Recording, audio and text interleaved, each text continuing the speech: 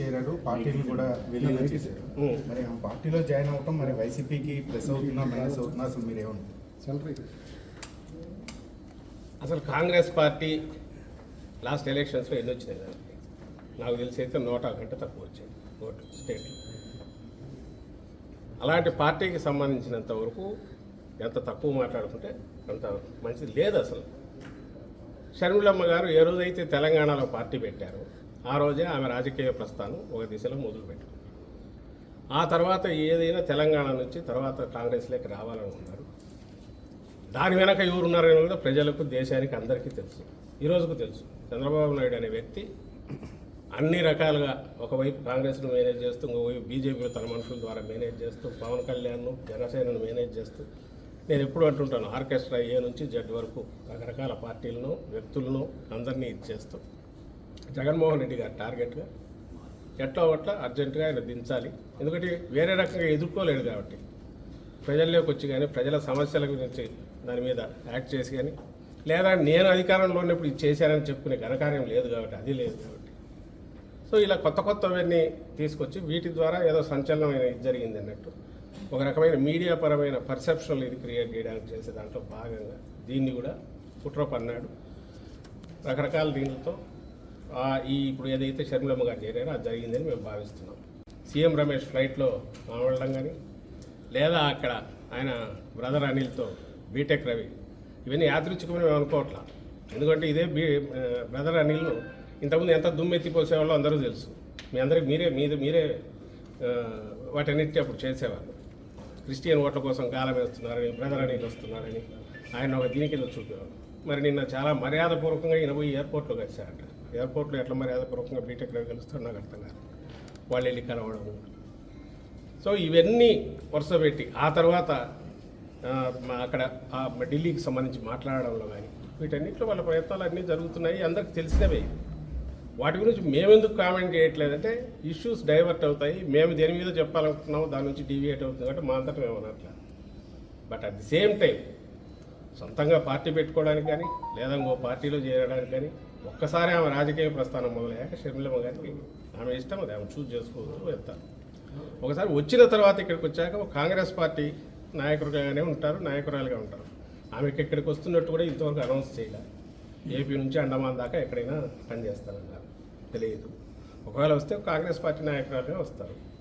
ఇలాంటి గతంలోనే జరిగింది. మా పార్టీ పుట్టినప్పుడే ఫస్ట్ బై ఎలక్షన్లోనే వివేకానంద రెడ్డి గారిని ఆ రోజు కాంగ్రెస్ దీంట్లోకి ఇది పెట్టుకొని ఆ రోజు తెలుగుదేశం కాంగ్రెస్ కలిసే కడపలో జగన్మోహన్ రెడ్డి గారిని మా పార్టీని మొగ్గలోనే ఉంచాలని ట్రై చేశారు. ఆయన రాజశేఖర రెడ్డి గారికి స్వయాన తమ్ముడు. సో మరి ఆ రోజు అదే కాంగ్రెస్ పార్టీ నుంచి ఆయన ఉన్నాడు, తర్వాత మంత్రిగా కూడా ఉన్నాడు. ఏమైంది ఆఖరికి ఆ రోజే అప్పుడు అధికారంలో కాంగ్రెస్ ఉంది, ప్రధాన ప్రతిపక్షం తెలుగుదేశం పార్టీ, మాదేమో అప్పుడే పుట్టిన వైఎస్ఆర్సీపీ అప్పుడే పుట్టిన పార్టీ. ఫ్యాన్ గుర్తు తెచ్చుకునే వేరే ఎలక్షన్లోకి వెళ్ళారు. రిజల్ట్ ఎందుకు చూశారు. ఈరోజు అసలు కాంగ్రెస్ పార్టీ లేదు. మీరు దాని గురించి మమ్మల్ని అడగడం, దానికి మేము సమాధానం ఏమి ఇవ్వగలం. దీంట్లో ఏదైనా కనపడితే చంద్రబాబు కుట్రకోణం కనిపిస్తుంది. ఆ రోజు నుంచి రాజశేఖర రెడ్డి గారి మరణం మీదే డౌట్స్ ఉన్నాయి కాంగ్రెస్ దానికి సంబంధించి. దాని తర్వాత వచ్చిన పరిణామాలలో జగన్మోహన్ రెడ్డి గారి మీద పెట్టిన తప్పుడు కేసుల్లో కానీ ఇటు టీడీపీ కాంగ్రెస్ కలిసే చేసాయి. అక్కడి నుంచి ఆ జర్నీలో కాంగ్రెస్తో ఇప్పుడు ఈయన తెర వెనుకో ఏదో ఒక రకంగా అయితే కాంటాక్ట్లో ఉంటున్నాడు.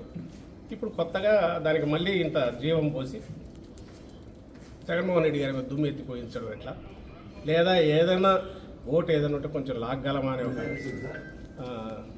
దింపుడు కళ్ళ ఆశతో ఈరోజు ఈ ప్రయత్నాలు చేస్తున్నారు. అంటే కాంగ్రెస్లో చేరడం వెనుక టీడీపీ చంద్రబాబు హస్తం ఉందనా? ఖచ్చితంగా మొత్తం దాన్ని ఫెసిలిటేట్ చేసే దాంట్లో అది ఏ రకంగా డైరెక్ట్ వచ్చిందో కానీ మొత్తం మీద వచ్చి ఇది ఇట్లా జరిగితే ఆయన తనకేం కావాలనేది అందరి ద్వారా చేయించడానికి చేసే ప్రయత్నాల్లో అందులో తాజాగా ఇది కొత్తది ఇప్పుడు జరిగింది. కాంగ్రెస్లో షర్మిలమ్మ గారి ప్రవేశం కానీ ఇప్పుడు జరగబోయే డ్రామా కూడా ఆయనకు కావాల్సింది ఏంటి, స్టేట్ డెవలప్మెంట్ కానీ స్టేట్లో జరుగుతున్న పరిణామాలు కానీ 14-19 మధ్య ఏం జరిగింది, ఇప్పుడు జరుగుతున్న అభివృద్ధి కార్యక్రమాలు, సంక్షేమ కార్యక్రమాల మీద కానీ చర్చ జరగకూడదు. ఆ పేరు మీద ఆ అజెండాతో జనంలోకి వెళితే ఆయనకు మైనస్ మార్కులే వస్తాయి. ఎందుకంటే జగన్మోహన్ రెడ్డి గారు మేనిఫెస్టోలో చెప్పినవన్నీ చెప్పనివి కూడా పాజిటివ్ చాలా అమలు చేశారు, ప్రూవ్ చేసుకున్నారు. ప్రజల బ్లెస్సింగ్స్ ఉన్నప్పుడు ఇష్యూస్ డైవర్ట్ చేయాలంటే ఆయనకి ఎప్పుడు సంచలనాత్మకమైనవి, సంబంధం లేనివి, ప్రజలకు సంబంధం లేనివి ఎప్పటికప్పుడు ఏదో ఒకటి ఉండాలి. అవి అందులో క్రియేట్ చేయడంలో భాగంగానే ఇవన్నీ చేస్తూ వచ్చాడు. ఇప్పుడు అందులో తాజాగా ఏం జరిగిందో మేము భావిస్తాం. వివేకానంద రెడ్డిని చంపేసి నారాసుర రక్త చరిత్ర అని చెప్పి కడాన ఆయన కూతురి పైన కేసులు పెట్టి వేధించడం అంటే మీరు ఒక్కసారి గుర్తుపెట్టుకోవాలి. బాబాయినే చంపేసిన వాడు నువ్వు, నేను ఒక లెక్క తమ్ముళ్ళు అని మిమ్మల్ని అడుగుతున్నా.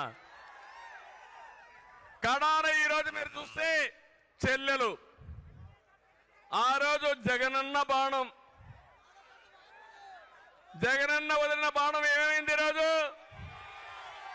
ఏమైంది? తిరిగి జగనన్న పైన తిరుగుతా ఉంది. వాళ్ళ ఇంట్లో ఉండే వ్యవహారం మనకు సంబంధం అంట, నేనే ఆడిస్తున్నానంట. అంటే ఆ రోజు కూడా నేనే పాదయాత్ర చేయించాను ఆవిడ దగ్గర, ఇప్పుడు నేనే పాదయాత్ర ఆవిడని తిరుగుబాటు చేశాను. అంటే సిగ్గు ఎగ్గు లేకుండా, చెప్పిన అబద్ధాలు చెప్పకుండా, కళ్ళార్పకుండా అబద్ధాలు చెప్పే వ్యక్తి ఈ జగన్మోహన్ రెడ్డి అని చెప్పి కూడా నేను మీకు తెలియజేస్తున్నా. ఇంకో పక్క మీరు ఒకసారి చూస్తే ఆ రోజు రిలయన్స్ మీద వైఎస్ఆర్ను చంపింది రిలయన్స్ అని దాడులు చేశారు, జ్ఞాపకం ఉందా మీకు? అప్పట్లో తర్వాత ఏం చేశాడు? రిలయన్స్ అధినేత వస్తే నత్వాని వాళ్ళ మనిషికి ఎంపీ రాజ్యసభ ఇచ్చాడు, జ్ఞాపకం ఉందా మీకు? అది విశ్వసనీయత. ఇలాంటి విశ్వసనీయత ఉండే వ్యక్తిని ఏమనాలి నాకైతే అర్థం కాల. నిన్న మొన్న మీరు ఒకసారి చూస్తే ఒక మాట మాట్లాడుతున్నాడు, పెత్తందారులకి పేదవాళ్ళ మధ్య యుద్ధం అంట. ఏంటో నాకు అర్థం కాల ఇది. అంటే ఏం చేసినా జరిగిపోతుంది అనుకుంటున్నాడు. దేశంలోనే ఎక్కువ సంపద ఉండి ఎక్కువ ఆదాయం వచ్చే ముఖ్యమంత్రి జగన్మోహన్ రెడ్డి. 510 కోట్ల రూపాయల సంపద. దేశంలో ఉండే అందరూ ముఖ్యమంత్రుల ఆదాయం ఎంతుందో దానికంటే ఎక్కువ ఆదాయం సంపద ఈయనకుంది. నేను అడుగుతున్నా, ఇప్పుడు 5 ఏళ్లలో మీ ఆదాయం పెరిగిందా? పెరిగిందా మీ ఆదాయం? ఆయన ఆదాయం పెరిగింది. ఎట్లా పెరిగిందో మీకు చెప్పాలి కదా. ఇప్పుడు చెప్పే ధైర్యం ఈ జగన్మోహన్ రెడ్డికి ఉందా అని అడుగుతున్నా. చెప్తాడా అని మిమ్మల్ని అడుగుతున్నా. తమ్ముళ్ళు, ఎక్కడ చూసినా దోపిడీ ఇలాంటివన్నీ చేసి ఇష్టానుసారంగా పెంచుకొని ఈయన వీళ్ళ మనుషులందరూ కూడా దోపిడీ చేసే పరిస్థితికి వచ్చారు. నేను అందుకనే ఈరోజు అడుగుతున్నా, ఇవన్నీ మీరు సంపాదించారు, మీరు దేశంలోనే రిచెస్ట్ మ్యాన్గా తయారయ్యారు. ఈ రాష్ట్రంలో ఉండే ప్రజలు